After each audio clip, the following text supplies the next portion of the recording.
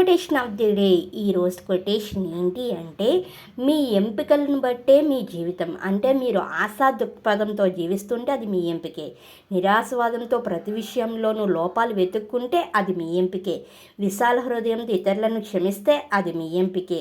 వారిపై కోపాన్ని పెంచుకొని ప్రతీకారం రగిలిపోతుంటే అది మీ ఎంపికే.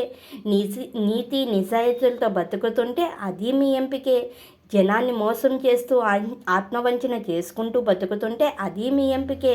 మీరు ఎలాంటి దారిని ఎంచుకుంటారన్నది మీ జీవితాన్ని నిర్దేశిస్తుంది.